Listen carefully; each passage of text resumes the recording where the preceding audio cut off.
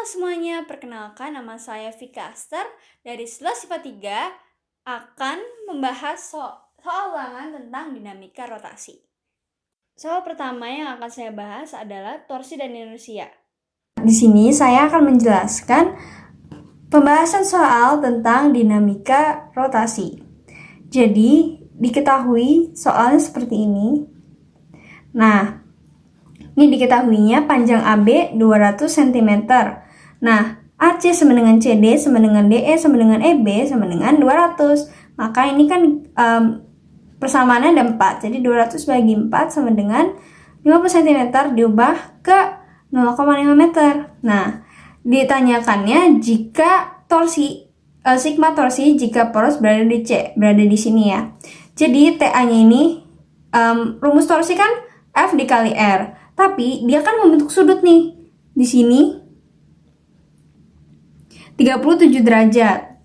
Maka 10 dikali 0,5 karena ada A ke C itu 0,5, jadinya 10 kali 0,5 dikali 37 adalah 3/5, jadinya hasilnya adalah 3 Nm.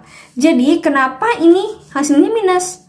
Karena ini kan porosnya di sini nih, porosnya di sini. Lalu dia dikasih gaya ke atas. Nah, itu kan berarti searah jarum jam. Kalau searah jarum jam berarti hasilnya negatif. Sehabis itu dia ada torsi D ya, karena torsi C-nya 0, jadi torsi D-nya F kali R dikali 53 karena dia membentuk sudut 53 derajat. Jadinya 15 dikali 0,5 dikali 4/5 sama dengan 6 Nm. Karena dia kalau misalnya di keatasin karena porosnya di sini, dia berlawanan jarum jam, jadinya positif. Torsi E ini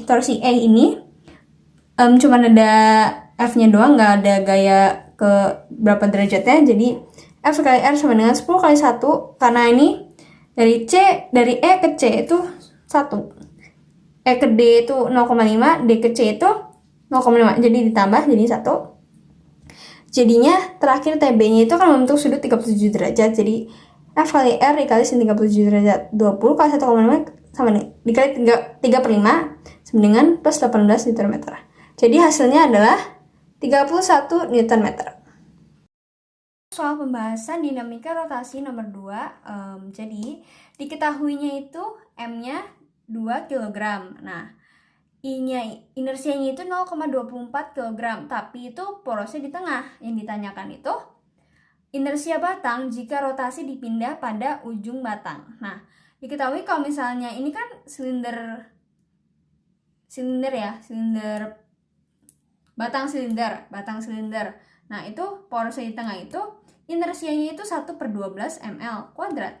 Kenapa kita harus ini dulu? Padahal kan inersia udah diketahui, tinggal dimasukin aja ke sini. Ya nggak bisa dong, karena kita nggak tahu. Justru karena ini inersianya ini diketahui untuk mencari L-nya. Jadi pertama-tama kita kasih persamaan dulu kan. I sama dengan 1/12 dikali ml kuadrat.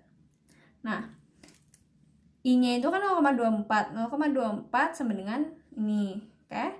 Jadi M-nya itu diketahuinya kan 2. Jadi 1/12 dikali 2 kali L kuadrat sama dengan 0,24.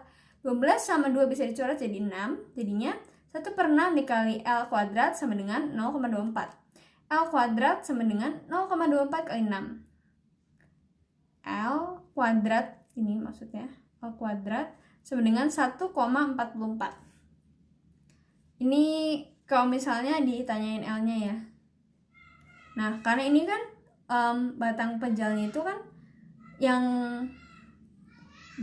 pada ujung batang itu jadi 1/3 ml kuadrat. Jadi ini sampai L kuadrat aja nggak apa-apa, jadi benar. Jadi 1/3 dikali ml kuadrat. 1/3 dikali 2 dikali 1,44. Jadinya 0,96 kg meter kuadrat.